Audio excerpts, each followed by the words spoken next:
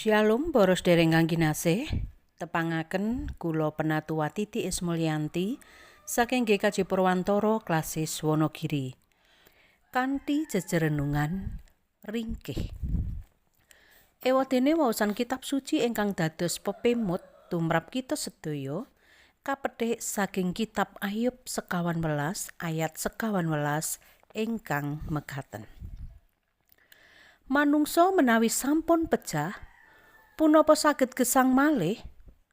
Menawi mekaten, kawula gadah pengajeng-ajeng salaminipun kawula nglampahi kangelan ngantos dumugi ing giliran kawula.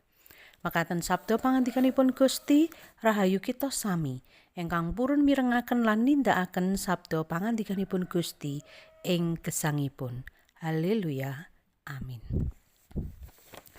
Para sedherek ingkang kinasih ing Gusti Yesus Kristus, ing film-film ingkang temanipun tiyang ingkang nggadhahi kegiatan super, satunggaling kegiatan ingkang asring dipun ketingalaken inggih menika kegiatan kangge mulihaken diri kanthi cepet. Contonipun, satunggaling pahlawan super ingkang dawah saking gedung tingkat ingkang inggil sanget, ananging awit piyambakipun saged mulihaken diri kanthi cepet, mila balung-balung ingkang risak utawi perangan badan ingkang tatu enggal saged pulih lajeng siap tanding malih nglawan mengsahipun. Temtu kemawon menika namung khayalan. Sejatosipun menika nggambaraken pepinginanipun manungsa lan nedahaken kasunyatan bilih kawontenanipun manungsa menika ringkih. Kados jejerenungan dinten menika. Ayub ugi mratelakaken bab menika. Piyambakipun malah mbandhingaken manungsa kaliyan wit. Nyatanipun wit taksih langkung kiyat tinimbang kita. Wit ingkang sampun dipun tegur taksih saged tuwuh malih trubusanipun. Lan wonten ugi wit ingkang umuripun atusan taun. Ing jamanipun Ayub, pangertosan bab pagesangan saksampunipun pejah menika dereng wonten. Sinaosa mekaten, Ayub ing mriki ing saktengahipun pangertosan ingkang winates nedahaken pengajeng-ajeng bab pepanggihan antawisipun Ayub kaliyan Gusti Allah saksampunipun piyambakipun pejah.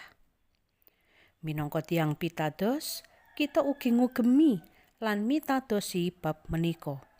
Bilih saksampunipun jasmani kita pejah, boten langsung musna. Ananging kita malah badhe ngalami gesang langgeng ing roh. Menika sejatosipun ingkang mbentenaken manungsa kaliyan makhluk sanesipun. Lan minangka tiyang pitados, kita ugi nggadahi perkawis ingkang mbentenaken kaliyan tiyang donya. Inggih menika kita nggadahi jaminan kawilujengan ing kalanggengan. Manungsa menika makhluk ingkang ringkih. Sampun sakmestinipun jalari kita langkung atos-atos sanggen kita nglampahi gesang menika. Sinaosa kita ringkih, kita nggadahi pengajeng-ajeng dhateng Gusti Allah. Menika sumbering kegiatan kita. Mugi Gusti berkahi. Amin.